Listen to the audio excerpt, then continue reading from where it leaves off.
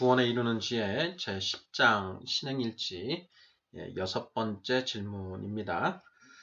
네, 모두 11개의 질문으로 구성되어 있는데요. 먼저 질문을 읽어보겠습니다. 1번, 하나님의 사랑의 본질은 긍휼이고 사람의 사랑의 본질은 자기애입니다. 맞나요? 이렇게 되어 있습니다. 2번, 하나님은 죄에 빠져 있는 인간을 예뻐서 사랑하시나요? 불쌍해서 사랑하시나요?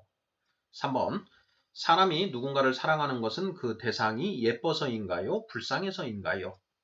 4번, 사람은 아무리 봐도 예쁜 구석이 없는 대상을 사랑할 수 있나요? 없나요? 되어 있고요.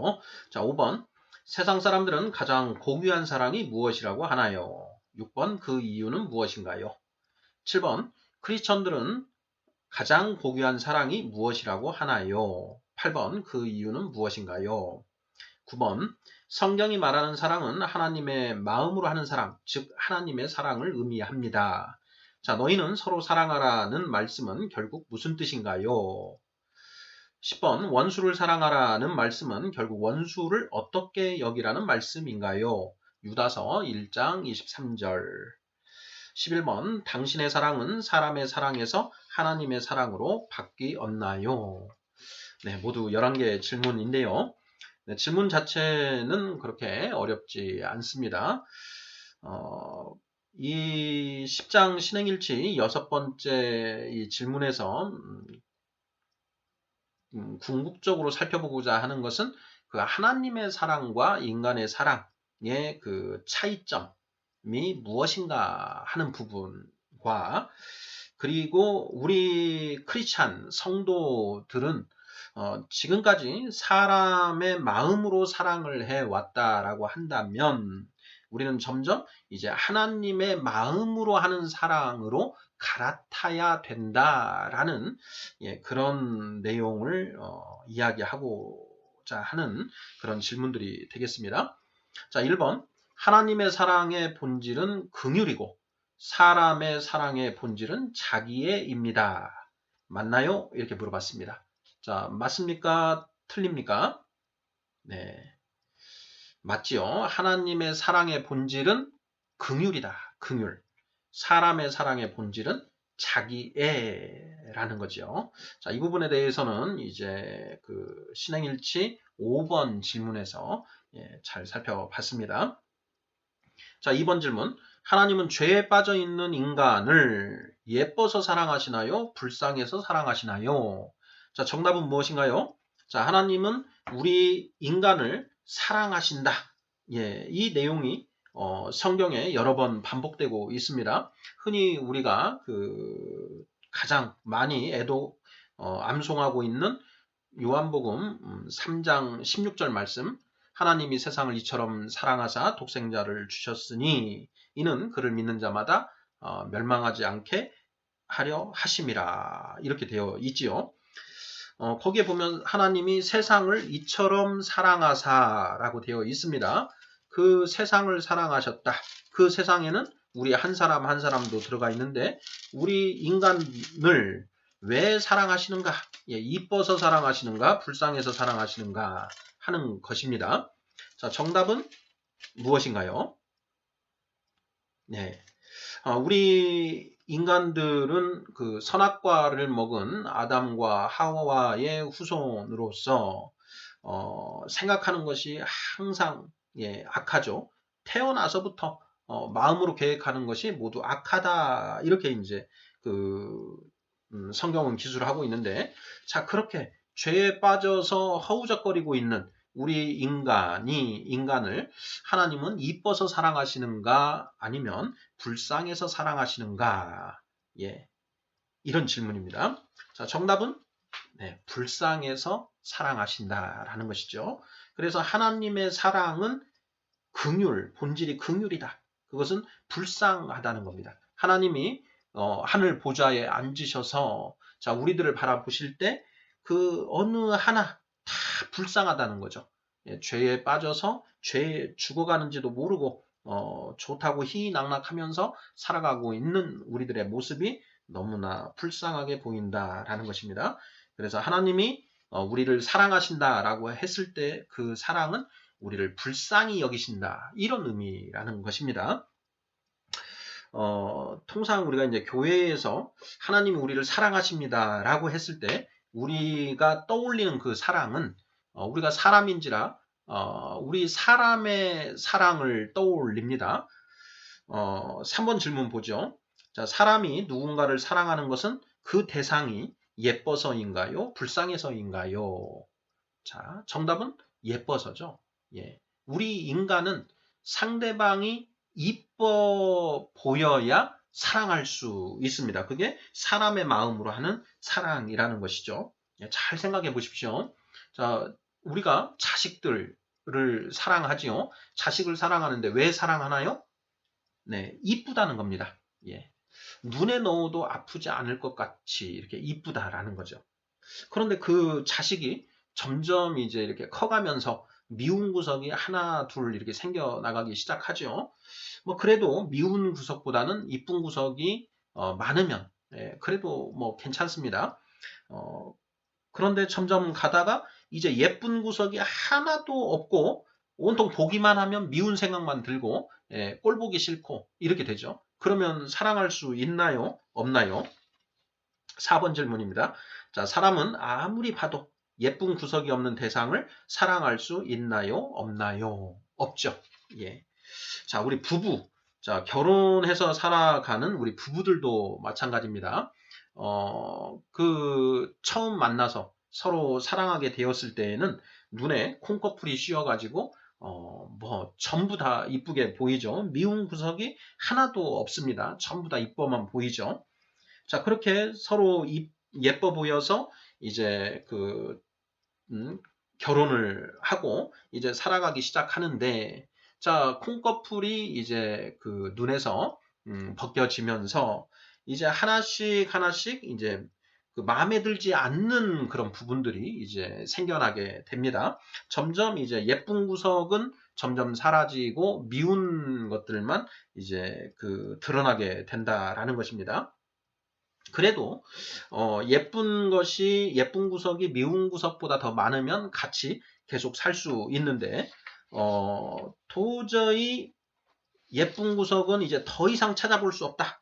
자, 그러면 이제 뭐 사랑은 이제 당연한 것이고 사랑은 할 수도 없는 것이고 이제 같이 살아야 되냐 말아야 되냐 이런 문제까지 이제 고민하게 된다라는 것이죠. 그래서 도저히 살 수 없다. 그런 이제 결론을 내리면 이제 이혼하고 갈라서게 되는 것이죠. 그래서 사람은 아무리 봐도 예쁜 구석이 없는 대상은 사랑할 수 없다라는 것이죠. 그래서 하나님의 사랑과 사람의 사랑을 자, 긍휼과 자기애의 측면에서 질문 5에서는 그렇게 살펴봤는데 이 질문 6에서는 이제 관점을 좀 바꿔서 예뻐서 사랑하는가 불쌍해서 사랑하는가 하는 이 부분으로 이제 바꿔서 이제 한번 고찰을 해보는 것입니다. 이렇게 고찰을 해봄으로써 하나님의 사랑과 인간의 사랑이 어떻게 다른지를 좀 더 우리가 명확하게 알 수 있기 때문입니다. 자, 5번 질문입니다. 자, 세상 사람들은 가장 고귀한 사랑이 무엇이라고 하나요? 6번, 그 이유는 무엇인가요? 이렇게 되어 있습니다. 자, 세상 사람들, 자, 하나님을 모르고, 이 자연인 상태로 살아가는, 그 가죽옷 세대로 살아가는 이 세상 사람들도, 사랑이 좋은 것이라는 것을 알고 있습니다. 자, 세상 사람들이 말하는 고귀한 사랑은 무엇인가? 예, 이런 질문이 되겠습니다. 자, 세상 사람들이 가장 고귀하다고 하는 사랑, 자, 무엇을 꼽을 수 있을까요? 네, 자기 목숨까지 내어주는 사랑, 뭐 이런 거 고귀한 사랑이죠. 예, 또 어떤 것? 예, 우리가 흔히 세상에서 가장 고귀하다고 하는 사랑은 어머니의 자식 사랑이라고 얘기를 합니다. 동물들도 그렇고, 사람도 그렇습니다. 보통 대부분의 이제 어머니들은 자기 자식을 위해서는 자기의 목숨까지도 줄 수 있지요. 아버지도 마찬가지입니다. 아버지도 자기 자식을 위해서는 이제 목숨까지 걸고 하고 나지 않습니까? 그래서 이제 그 영화들을 보더라도 아버지, 어머니가 자기 자식을 위해서 목숨까지 바쳐서 자식을 지켜내고 하는 이런 부분들을 이제 가끔 영상으로 담아내는 그런 경우들이 있죠. 자, 그 이유가 무엇인가? 부모의 자식 사랑이 사람들이 봤을 때 세상에서 볼 수 있는 최고의 그런 사랑이기 때문에 자, 그것을 이제 가장 고귀한 사랑이다. 이렇게 표현을 하고 있다라는 것이죠. 자, 세상 사람들은 가장 고귀한 사랑이 무엇이라고 하나요? 부모의 자식 사랑. 이렇게 하면 될 것 같고요. 자, 그 이유는 무엇인가요? 자, 세상에서 볼 수 있는 사랑의 모습 중에 부모의 자식에 대한 그 사랑만큼 헌신적인 것이 없기 때문이다. 이렇게 답을 하면 충분하지 않을까 싶습니다. 자, 7번, 8번 보겠습니다. 자, 크리스천들은 가장 고귀한 사랑이 무엇이라고 하나요? 그 이유는 무엇인가요? 이렇게 되어 있습니다. 자, 7번, 8번은 이제 우리가 성경을 통해서 알 수 있는데요. 자, 하나님이 세상을 이처럼 사랑하사 독생자를 주셨다라는 것이죠. 예. 요한복음 3장 16절 우리가 읽어 봤었는데 그 요한복음 3장 16절 방금 이 말씀에서 선포하고 있는 것처럼 하나님이 세상을 이처럼 사랑하사 그 독생자까지 주셨다라는 것이죠. 예. 그 독생자를 주셔서 우리로 하여금 멸망하지 않고 영생을 얻을 수 있는 길을 열어 주셨다. 자, 그래서 우리 크리스천들은 이제 가장 고귀한 사랑을 이제 이 하나님의 사랑이라고 얘기를 하고요. 자, 그 하나님의 사랑으로 우리가 채워져서 그 하나님의 마음으로 우리가 세상을 사랑하는 것이죠. 그래서 요한 1서에 보면 우리가 형제를 위하여 죽는 것, 예, 형제를 위하여 목숨을 버리는 그런 사랑, 이런 사랑이 이제 최고의 사랑이다. 이렇게 얘기를 합니다. 요한 1서 3장 16절입니다. 그가 우리를 위하여 목숨을 버리셨으니 우리가 이로써 사랑을 알고 우리도 형제들을 위하여 목숨을 버리는 것이 마땅하니라. 이렇게 이제 이야기하고 있습니다. 여기에 그는 예수님을 가리키죠. 예수님이 우리를 위하여 목숨을 버리셨다. 자, 우리가 이로써 사랑을 알았다. 그러니 우리도 형제들을 위하여 목숨을 버리는 것이 마땅하다. 이렇게 얘기하는 것이죠.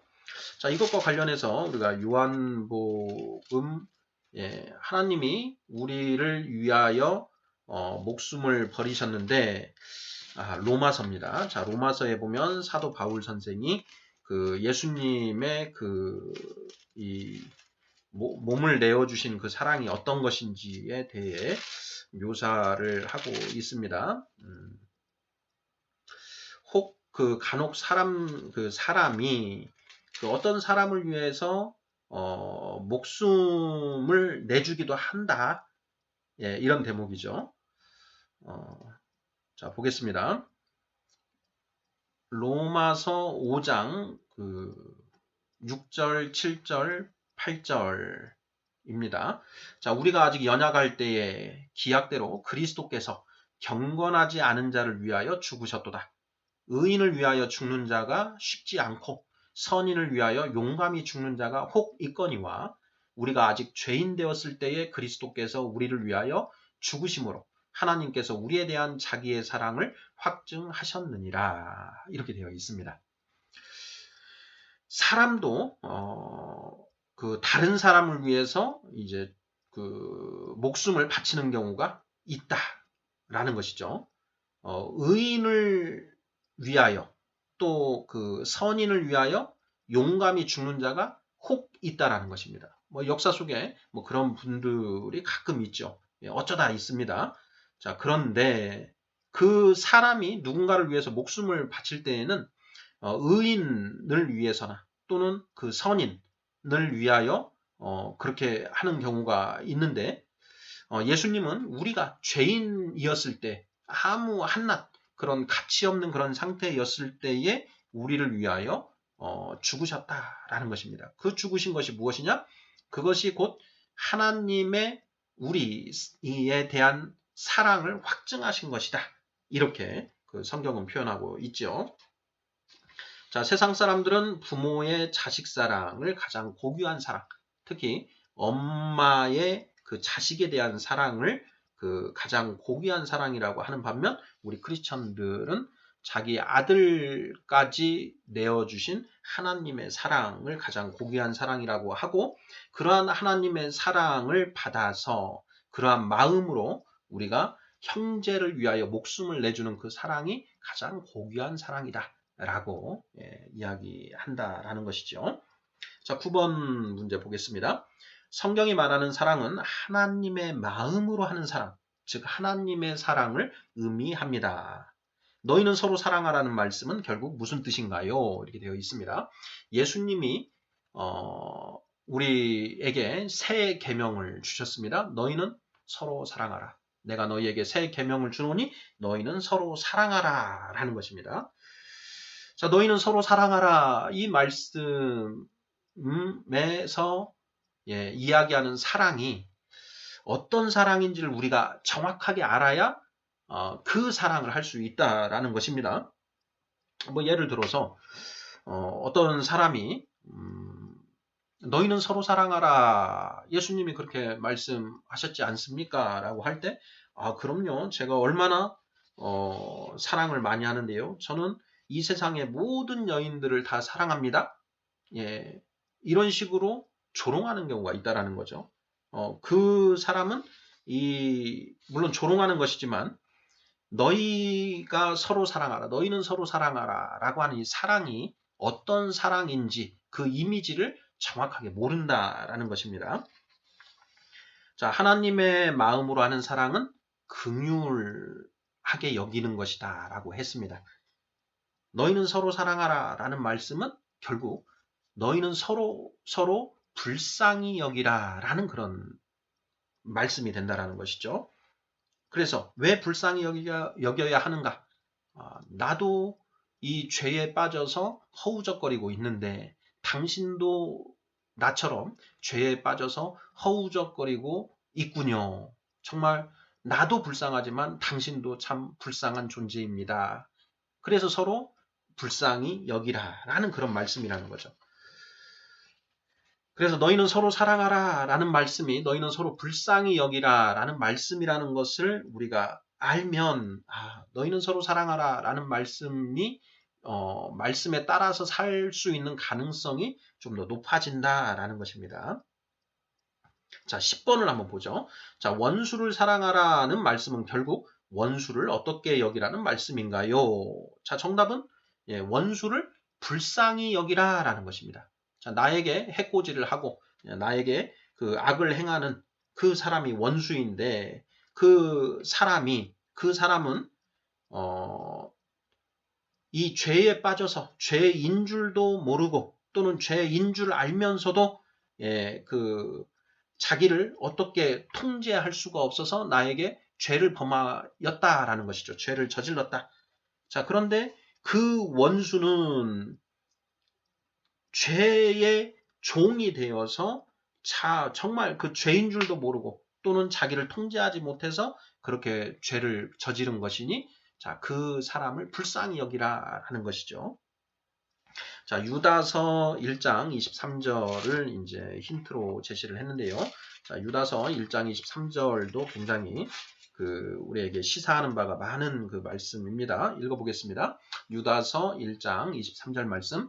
자, 또 어떤 자를 불에서 끌어내어 구원하라. 또 어떤 자를 그 육체로 더럽힌 옷까지도 미워하되 두려움으로 긍휼히 여기라. 이렇게 되어 있습니다. 어떤 자를 불에서 끌어내어 구원하라. 불은 이거 죄입니다. 우리 죄 지은 자들은 최후의 심판 이후에 그 불구덩이에 이제 던져져서 영원한 그 심판을 받게 된다라는 것이죠. 그래서 이 불에서 끌어내어라 라는 것은 결국 죄에서 끌어내라 라는 그런 의미가 되는 것이고요. 자, 어떤 자를 그 육체로 더럽힌 옷까지도 미워하되 긍휼히 여기라 이렇게 되어 있습니다. 불쌍히 여기라 라는 것이죠. 이게 바로 우리가 하나님의 마음으로 하는 사랑입니다. 하나님의 마음으로 사람들을 보는 것이죠. 자, 그가 죄로 더럽힌 그 옷까지도 미워하라. 죄는 미워하되 사람은 미워하지 마라. 이런 말이 있지 않습니까? 바로 이것과 괴를 같이 하는 그런 말씀인데, 죄는 미워하되 사람은 미워하지 마라. 근데 사람을 미워하지 않는 것에서 더 나아가서 긍휼히 여기라는 것입니다. 예, 긍휼히 여기라. 그런데 이제 이 유다서 1장 23절 말씀에서 우리가 특히 주목해야 할 부분은 그 긍휼히 여기라 앞에 두려움으로 라는 부분이 들어가 있다는 겁니다. 이 말씀을 보면 아니 그냥 불쌍히 여기면 되지 왜 두려움으로 긍휼히 불쌍히 여기라 라고 이렇게 되어 있는 것인가. 예, 저는 이제 이 부분이 이제 묵상의 포인트였었는데요. 저는 이제 그 이유가 만달란트 탕감받은 자의 비유로 이제 예수님이 우리에게 그 이유를 가르쳐 주시고 있구나라는 것을 이제 깨달았습니다. 자, 만달란트 탕감받은 자의 비유에서 자, 어떤 사람이 그 임금에게 만달란트 빚을 졌습니다. 도저히 갚을 그런 능력이 없죠. 그래서 그 임금에게 가서 임금 앞에서 빌지요. 그랬더니 그 임금이 그 만달란트를 탕감해 줬습니다. 자, 그런데 그 탕감받은 사람이 룰루랄라 하면서 나와서 길을 가다가 자기에게 100데나리온 빚진 그 빚쟁이를 만났죠. 빚진 자를 만나서 그 사람에게 너 나에게 빚진 거 빨리 갚아라 라고 이야기를 하면서 갚지 않자 그 사람을 끌고 이제 그 관가로 가서 감옥에 쳐넣었다라는 것입니다. 자, 그 소식이 이제 그 임금에게도 흘러 들어갔지요. 그 임금이 그 소식을 듣고 만달란트 탕감 받은 자를 불러드립니다. 자, 불러드리고 내 이 고얀 놈, 내가 너에게 10,000달란트나 탕감을 해줬는데 너는 고작 100데나리온 너에게 빚진 자를 그렇게 탕감해주지 않고 네가 그 감옥에까지 끌어 넣었으니 너는 정말 나쁜 놈이다. 자, 이놈을 당장 끌어다가 옥에 쳐넣어라 라고 이렇게 명령을 한다라는 것이죠.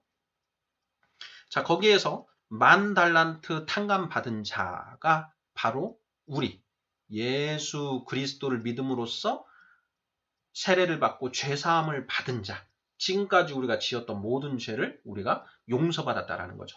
바로 그 10,000달란트 탕감 받은 자가 우리들인데 우리가 이제 크리스찬으로 살아가면서 우리에게 죄 지은 자가 있는데 그 죄 지은 자를 용서해 주지 않는다. 불쌍히 여기지 않는다면 10,000달란트 탕감 받았던 자가 그 탕감 받은 것을 없었던 일로 하고 다시 감옥에 갇힌 것처럼 우리도 그 죄사함 받았었던 것이 무효로 되고 다시 우리도 그 지옥불 속으로 가게 된다라는 의미가 된다라는 것입니다. 예수님이 주기도문을 가르쳐 주셨지요. 그 주기도문에 보면 우리가 우리에게 죄 지은 자를 사하여 준 것처럼 우리 죄를 사하여 주시옵고라는 대목이 나옵니다. 자, 거기에 보면 우리가 우리에게 죄 지은 자를 용서해 준 것처럼 내 죄도 용서해 주십시오. 이렇게 되어 있는데요. 자, 여기에는 전제가 있습니다. 내가 10,000달란트 탕감 받은 상태였기 때문에 내가 또 다른 나에게 빚진 자들을 제가 용서해 주었으니 제가 혹 잘못한 것들이 있다면 그것도 용서해 주십시오. 내지는 저도 아직은 부족해서 죄를 지었는데 저의 이 죄도 용서해 주시옵소서라고 그 주기도문 기도를 드린다라는 것이죠. 바로 유다서 1장 23절에 불쌍히 여기되 두려움으로 긍휼히 여기라라고 하는 여기에 두려움으로라는 그 부분이 바로 이러한 우리가 10,000달란트 탕감받은 자이기 때문이다라는 것입니다. 자, 마지막 질문입니다. 11번. 당신의 사랑은 사람의 사랑에서 하나님의 사랑으로 바뀌었나요? 하는 질문입니다. 자, 우리 크리스찬은 하나님의 사랑을 받은 자이고 그 하나님의 그 사랑의 씨가 우리 안에 들어온 자입니다.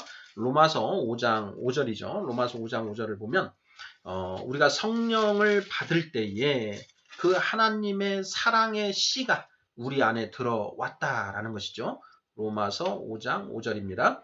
자, 소망이 우리를 부끄럽게 하지 아니함은 우리에게 주신 성령으로 말미암아 하나님의 사랑이 우리 마음에 부은 바 됨이니 이렇게 되어 있습니다. 자, 하나님의 사랑이 우리 안에 이제 씨로 들어왔고요. 그 씨가 이제 터져서 점점 자라나게 됩니다. 그래서 갈라디아서 5장 22절에 보면 오직 성령의 열매는 사랑과 희락과 화평과 오래 참음과 이렇게 해서 자비와 양선과 온유와 충성이니 이렇게 되어 있지 않습니까? 그러면 거기에서 그 성령의 열매로서의 그 사랑, 우리 안에 씨로 주어졌던 그 사랑이 씨가 터져서 점점 자라나서 풍성하게 된다. 그래서 사랑의 열매를 맺게 된다라는 것이죠. 그래서 우리가 성령을 받은 이후부터는 우리가 사람의 마음이 아닌 하나님의 마음, 즉 긍휼의 마음으로 예뻐서 하는 사랑이 아니라 불쌍해서 하는 사랑으로 사랑이 바뀌어 대체된다라는 것입니다.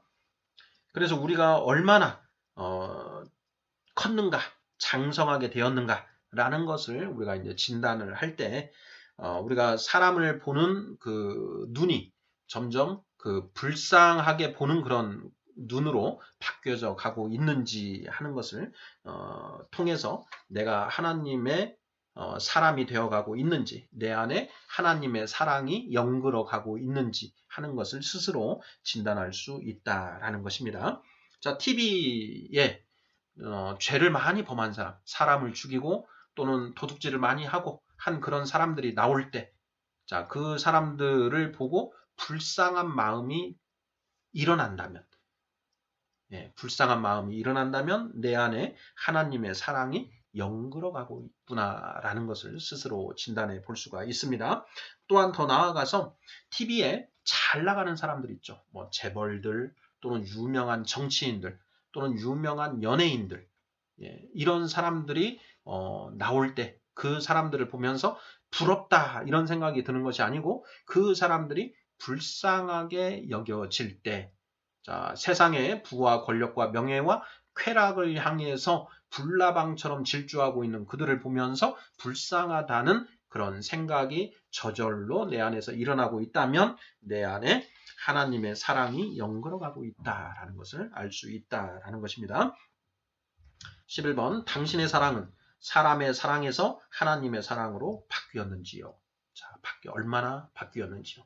우리가 내 아내를 바라볼 때 그리고 내 자식들을 바라볼 때 예전에는 예뻐서 사랑했다라고 한다면 우리가 점점 장성해 감으로써 그들이 불쌍하게 여겨지고 그 불쌍한 마음으로 사랑하게 된다라는 것입니다.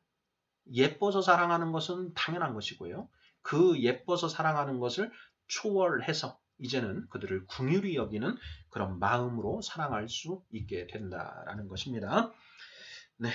구원에 이르는지의 제10장 신행일치 6번째 질문은 이 정도 살펴보도록 하겠습니다. 감사합니다.